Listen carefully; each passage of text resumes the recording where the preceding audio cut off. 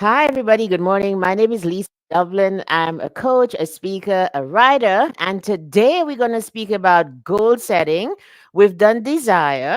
Today we're going to look at what exactly is your motivation. Is it competition with your next door neighbor? Are you just trying to fit into that dress because you've got a wedding come December 26th?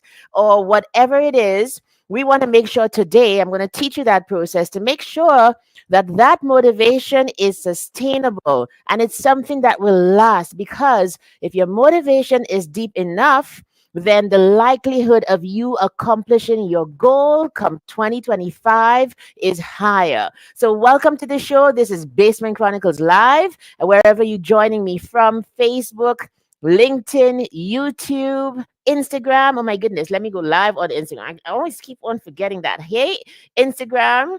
I'm also live on Instagram. So if you're watching me there, welcome as well. Instagram, to tell you the truth, you get a better experience if you watch me on Facebook or LinkedIn. Why am I even saying that? Oh my goodness, right? But you can follow me everywhere at Lisa M. Dublin. Do something for me. Would you like this video? Would you share it on your page? Would you also say good morning? You know, I'm from the Caribbean, if you don't hear the accent already. When we enter a room, we say good morning, we say hi, we say hello. So tell me if you can hear me okay. Make sure the mic is okay. You know that you can hear me as we go into goal setting. Now, on the 24th of November, that's in about 2 or 3 weeks, 2 or 3 Sundays, I'm going to be holding a free virtual workshop called New Year, New Goals. I've done this since 2020 with obviously upgrades. Is everybody hearing me okay? Let me know, please. Let me just check to make sure that this live is really live and there's audio. So let me know if you can hear me okay. I've been doing this workshop since 20. Let me just hang on. Let's me. Okay, yes, it's there. Okay, awesome. It's there. Okay. And every single year, I've really added to while I perfect my goal setting process. You guys, and you know one of the reasons that I'm literally like I have to be standing this morning. I have a runner's knee, okay? I've already done my run morning. I had a good run, good music, that works. And then now it's really difficult, even if after I stretch, take my time, it's difficult to be sitting down for a long time after running. So I'm kind of looking into what exactly is going on there. But I'm like, no, we are going on that board this morning and I'm going to teach the people about goal setting. Cannot be in a chair for too long today, honestly. So welcome. And as I was saying, this New Year, New Goals workshop, in fact, let me show it to you if you don't mind. Let me show you that workshop so that you can see it, and then I'll put the link so you can go sign up. If you're going to be watching this later, you'll be able to sign up on Instagram. Hey, Crystal, how you doing? Crystal, everything okay there? That's my friend on Instagram. See you later. And that workshop is going to be the 24th of November. And in that workshop, I'm going to go through the entire 7-step process of setting a goal, which I do every year. And I think the proof of it is in my own life that when I start from, we're doing motivation today, okay? But when I start from hankering after something, when I start from desire, like really wanting it, and then deepening my motivation to go after it, when I have those 2 steps really tightly set, then it's easier to put on all of the other preparation, planning for my distractions, setting the milestones, making the goal smart, specific, making it measurable, making it relevant, time bound, all of the things. When I do that though, I find most goal setting workshops, etc., don't start, hey coach, most of them do not start from desire. And you know what? Okay, so I just turned 49. Okay, although my mom said I should not say my age, but I was like, Mommy, I said it already. So I mean, too late. Jesus is in charge, okay? But here's the thing, I'm proud, particularly as especially women get older. Can you guys hear me? Still good? As you get older, somehow you lose that childlike desire. You remember when you were younger and you wanted a dog, wanted something really bad? The desire was red hot within you. I think as we get older, it's perhaps all the bureaucracy of all the disappointments that we've had, knowing the inner workings of things. We lose the childlike desire to really, really want something badly enough. And that is one of the things. If you're listening to me all the time, you see me now. There's a replay at 4 p.m. EST. 4, yeah, is it 4 p.m. my time, I think. So 6 p.m. EST. So if you're watching this on the replay, please type replay, okay, when you're watching this afternoon. But I find we lose that childlike desire. And one of the things that, one of my missions in life is to make us want things so with red hot desire again. When last did you want success? Or even a small goal like losing 5 pounds, or wanting to maybe get something, a car, or even something small like a book, or wanting to meet somebody. When last, as an adult, you listening to me with your stoosh self, when last did you really, really want something? And in 2025, as you prepare for the year ahead, my goal here is to help you to really want it, whatever it is. What do you really, really want in life? Like, what is the goal for next year? And is that goal about, you know what? Well, maybe there's a 50-50 chance that I get it or I don't. Maybe it might come to pass or it wouldn't. What is your goal for next year? And are you desiring it so deeply that you're starting to think about it, you're starting to see yourself with the thing, in the thing, having it? What is it, you guys? When you come to the workshop on the 24th of December, and I'm going to put the link in the chat when I'm done. Hey, Jasmara, how are you? When you come to that workshop, I am going to help you to stoke that desire within you, because I think some desires are definitely God given, right? We want to stoke those ones, and we want to quell the other ones. Okay. So here's what we're going to do this morning. So I spoke about desire, I think, week before, and now we're going to move to motivation. Motivation is about, why am I doing this again? I might want it, but why am I doing it? Let me give you an example. Um, Now I've started, like, I've been running all this time, but I haven't been posting videos or anything. Okay. So I'm like, you know what? Let me just get back to my familiar, get back to the pillars that, that I offer to the world, that I do anyway, because these are just the things, these are my values: exercise, faith, fitness, family, future, those kinds of things, walking in your calling. These are my deepest values. And so I've started posting the exercise videos again. And every time I start posting, people see the running, the gym, whatever, somebody always reaches out. Oh, I want to start. I want to start exercising. Where do I begin? And, I just take a pause, take a breath, because it's one thing to desire what you see somebody else have, but your motivation has to be your own. Why do you want it? Let's say, for example, you want to become, you see somebody, maybe, I don't know, let's take a very easy one. You see a wealthy, you want to be wealthy as well. Okay. Or you know what? Exercise is really that one, especially for the women I speak to. Exercise is really one of the things that, we see it, we want it, but the motivation when it comes to getting up, when it comes to removing the towel on the treadmill and putting it down so we can use it as an exercise machine, as opposed to something where we hang extra clothes or whatever, your motivation has to be deep enough that you can sustain the desire. And this morning, I want to teach you a secret to life. What is it? It is to link your your desires to your values. And therein you can find the motivation when it doesn't come naturally.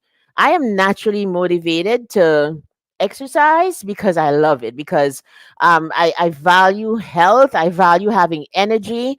I value being able to move. I value having my clothes fit me. Thank you very much. All of the things, right?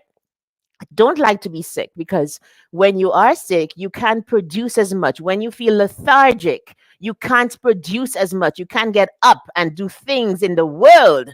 And for me, being productive is such a great value that I'm going to keep on moving. I'll get up, I will exercise, I'll do my devotions, I'll exercise, and then I'm ready to face the world. Bring it on. Okay. But for some people, that motivation has to be developed. And so let's look at what your choose a goal. Let's say in 2025, I want to be the person who exercises regularly. Like, how do I get there? Okay. It doesn't come naturally to me. I don't like to sweat.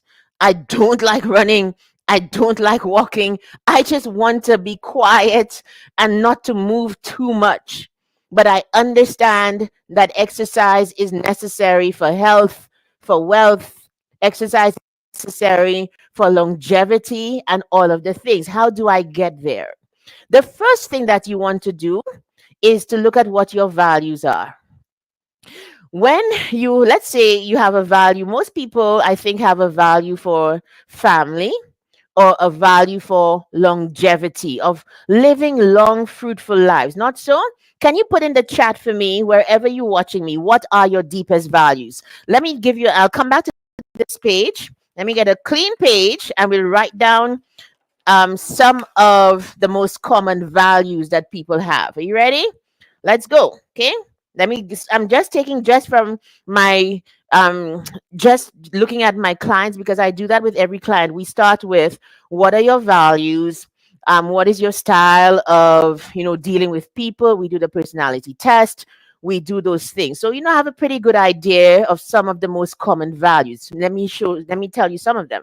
A lot of people have a value of spirituality. Okay. That's some form of meeting with their higher power. Okay. So a lot of people who I coach have a value of family, right? Some people have a value of, this is a big one as we get older. Oh my goodness, you won't believe how much this pops up, and I so agree with it. Can you guys see? I have to really press on this. I'm really not a good writer on these whiteboards. Okay, peace of mind. Is that a value for you? Come on, give me some more, if you may, in the chat. Sandy, what are your values? Give me one of your values. Jasmara and Crystal, what are your values? Let me know. Another value? Some people value community. Here's another value. Value community. Being in groups to fellowship, to meet together, to do things together. People have that as a value. I know for sure, Sandy watching, that is definitely one of Sandy's values, and it has prompted her to go to form with her team Where Ladies Talk. If you don't know it and you're watching me now, go check out Where Ladies Talk on Facebook. She started in St. Lucia because of that whole community spirit. It's a value for her. She went on to New York and she started a chapter there as well. How wonderful is that? It's in line with her values, okay? Some people value, give me another common, wealth. That's another one, of course. Absolutely. Now, hello. I know I have a lot of Christian people listening here today, okay? Now, that one does not say it's not money, it's the love of money that is the root of all evil, okay? Because there's also another verse in the Bible that says money answers all things. So it means the more you have is the more you can give, and the more that you can feed the rest of the other values. So it's not a bad thing. So this one is definitely a good value to have, in my opinion. Okay. We have community, we have wealth, peace of mind, family, spirituality. I'm going to just stick with those ones. There are others. For example, some people, I know one of my values is love. Okay. Like, I'm in love with love, in love with great relationships and, being in love and like finding your partner. I will always lean to that side. I think it's just the grace of God. I don't have a reason. Yeah, I'm in love, been in love for a while, and it's a value for me. So I'm always going to lean towards it and always encourage my friends, my loved ones to, find love and stick with it and try to make it work, because where there's a will, there's a way. Except, of course, if it's somebody's hitting on you or emotionally abusing you, no, we're not going to go there. Okay. But let's say we're looking at somebody who has these highest values. What we see there is something that they want to have as a value, which is fitness and health and having a regime of a regular exercise routine 3 times a week, 30 minutes each time, drinking lots of water, having a great supply, and most of the diet being protein and vegetables. Just that simple goal. But it's like, I don't even know where to start. I don't even like waking up early. Okay. I don't even know what exercise I like. Don't come and tell me about running, Lisa. Who, like, forget it. That's the first thing, right? Where goals are concerned, if you're trying to build this habit of exercise and make it something, and I'm really cheating here because it's easy peasy for me to, just talk about it. You will not go with something that you don't like. You are not going to exercise at a time that is not convenient to you. If you already have a problem with waking up very early, to put on top of that an exercise that you absolutely hate is a recipe for failure. You're not going to do it. Okay. And so, in that case, when I work with clients, and you can take it, you're going to learn to do that in the workshop. When you're setting a goal that is not already linked to a value, you want to start at the time convenient to you, and you want to do something that you like. So most people, walking is okay. I've got clients and we started them walking because they love walking. So you do that. You find something that you like. I have other people I know who love jump rope, love skipping. Do that. And you know what? That exercise is a high intensity exercise. You burn way more calories in a shorter period of time than if you had to be running for as long as I do on the treadmill, which is very, very, some people say it's boring. But the thing is that I'm running on the treadmill and I'm not even on the treadmill. My head, my mind is, it's in the future. It's dreaming. It's seeing me doing my things that I'm doing now. So it's like the running is secondary to what I use the exercise for, if that makes any sense. Every single person has their own way of interpreting how they put exercise in their lives, and people use it for different purposes. So Saniu says, thank you for the plug. Truly humble, and also she values friendship. Okay, I'm going to put friendship here because I'll show you how to link your values to your motivation. Let's say you want to form exercise. So we're going to put Saniu's friendship here. All right. Now, how do I use these values, the things that I already like, the things that I value, no, I'm using the word again, the things that I treasure, that I hold in high regard? How can I use those values to create a new goal and to accomplish the goal of working out regularly? Let me show you how. I'm literally going to start with spirituality. Okay? You know what God says? That your body is the temple of the Holy Spirit. Right. That temple needs to be taken care of. That temple is not third dimensional and doesn't have a physical reality. It does. And if you value what God has given you, you have to be concerned about taking care of it.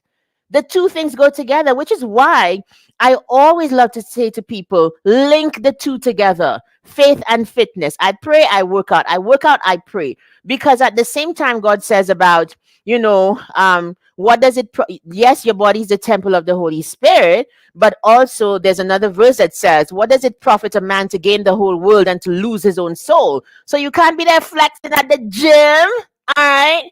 And you don't take on that part of your life that has to do with God. No, what is that about?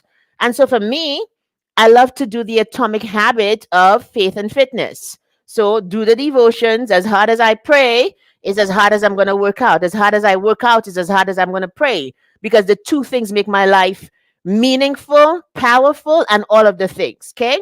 That's just one example. If you are that person who's spiritually inclined, but it's difficult to get up, lean into what God says about your physicality, about your health. There's another verse that says, beloved, I would wish above all things that you would prosper and be in good health, even as your soul prospers. So you cannot be hallelujah Jesus on the church bench and then your health is in tatters. Absolutely not. That is not a very good example to a world that's already looking to say, hey, yes, y'all Christians, y'all like to do that, but then you don't take care of the other parts of your life. You've got to give a good account.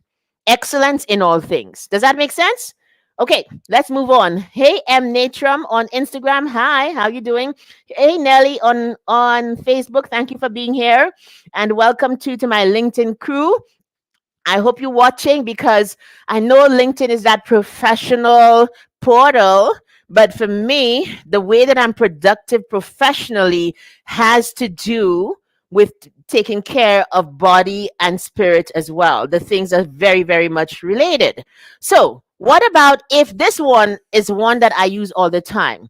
I had a client come to me once, and she had a daughter. She was a lawyer, single mom, and building her practice, and really wanted to find the time to work out. It wasn't a value for her. She's making the money, that kind of profile. And we leaned into family. Do you want to be around for your daughter? If you get sick and don't take care of your health right now, knowing that that family is a value for you, then can you see how you actually are denying and not honoring the value of family when you don't exercise? So if you are that person for who family is a great value, lean into that. When I get up and work out, when I continue to be mobile, when I eat properly, when I drink the water, when I mind my business, just saying, when, when I do those things, I am ensuring that I will be around to see my children grow up, God willing. That I will not be a burden on them in my old age because I've taken the time to take care of my body. Lean into that. When it gets difficult, remember, like I remember for me, when I turned, I think it was when I turned 40, 9 years ago, my gosh. It must have been then, I think my dad had a stroke. And, that experience, it really shook me up. And it was at the same time that I turned 40. So I began with that motivation of, you know, just seeing my dad immobile for a while because he's fine now. No, oh, yeah. My mom kind of really nursed him back to life, prayer, good food, family around him, that kind of thing. But I began to say to myself, I'm 40 and I don't have a choice. I've got to exercise. And so I began to do it again in a very healthy way because I've done it in a fanatic way before, like in my 20s when I had an eating disorder, whatever. So this new dispensation of doing it in a measured way, knowing why I'm doing it, sustaining the habit of working out and loving the feeling of, getting the high and all of that, it literally came at the cusp of 40 to say, I'm 40, I don't have a choice. I've got to exercise. And that has sustained me up to now. So now on the cusp of 50, I'm like, I'm almost 50. I don't have a choice. For mobility, just for feeling good and looking my best and all of the things, having energy for my family, from, my relationship, all of that. No, I have to exercise. So you link it to family. Here's the other thing, peace of mind. And so when you exercise, you feel so good. Everybody can attest to that.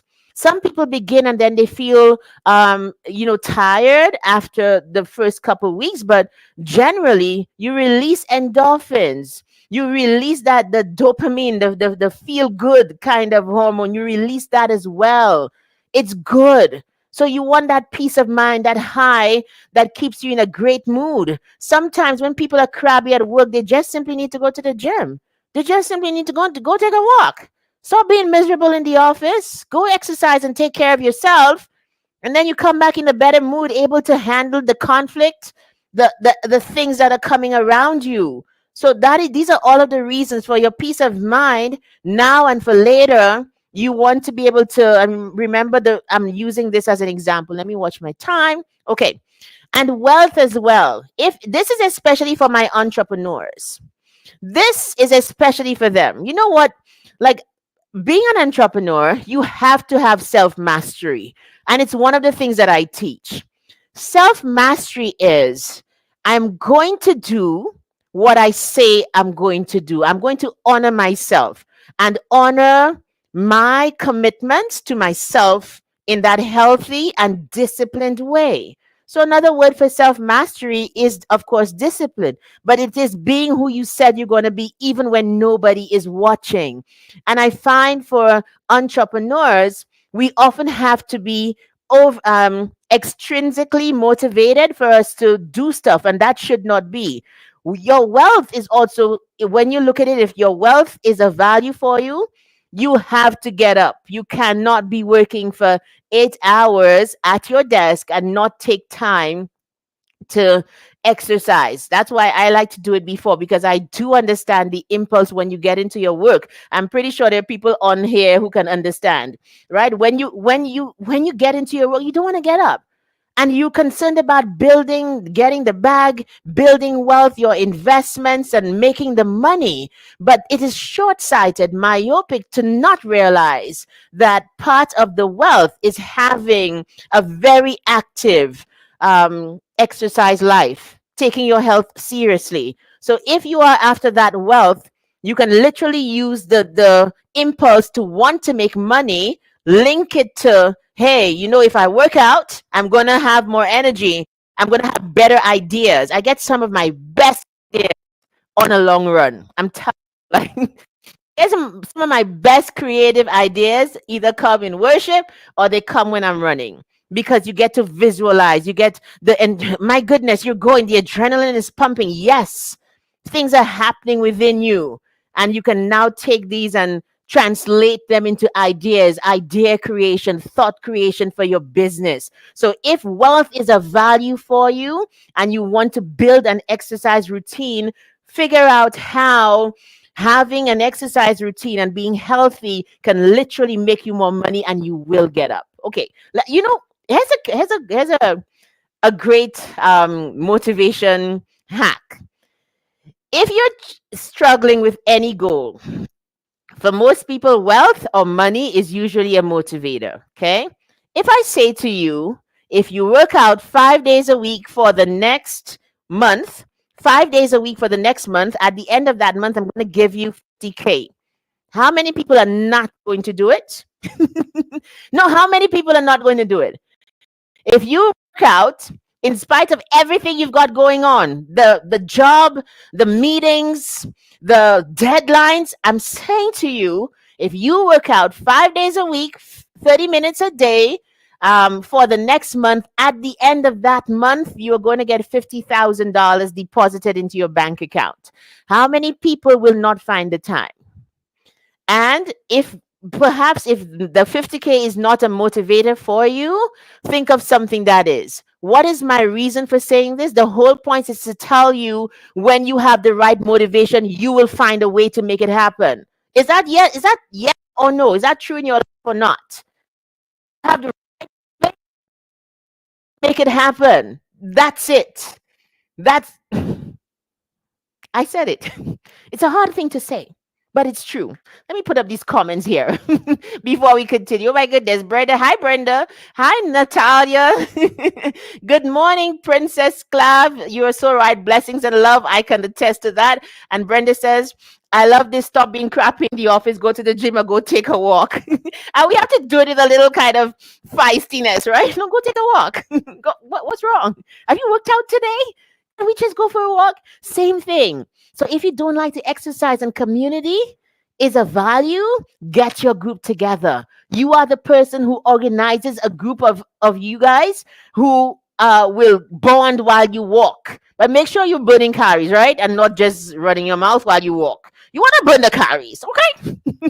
But make sure you can tie it so you don't have the value, but community is a value for me, and I want to build an exercise as a value as well. Tie it to the values you already have. You guys, when you do this, life becomes so much easier. The reason, for example, I've been able to be here since 2020 doing this, because communication is a value for me, because being creative and producing, I'm doing the things that I love, writing words, speaking words, what this is it. So there's no conflict. On the other hand, if you ask me to do the administrative stuff and to write the stuffy letters, we're going to have a problem. Okay? So a lot of life is about linking activities to your values. And when you're able to do that, I'll show you how to do that in the workshop on the 24th of November. When you can link, so first of all, I'll send out the handout tomorrow, and you can sign up and get the whole value sheet and decide on your top values. Once you do that, then you will be able to link those values to whatever in the world you want to accomplish. It is that simple. But we must start from what are your values, not what should be your values. Don't even go there. We're not about what it should be. We were about what is. We deal with the reality. Okay. So I'll see you tomorrow. We're going to continue speaking about motivation this week. I spoke about desire week before, and we look at motivation, all in an effort to look at some of the steps towards getting your goals in 2025. Thank you so much for being here. My time is up. Have a great day, everybody, and I'll see you same time tomorrow. Bye bye. Take care.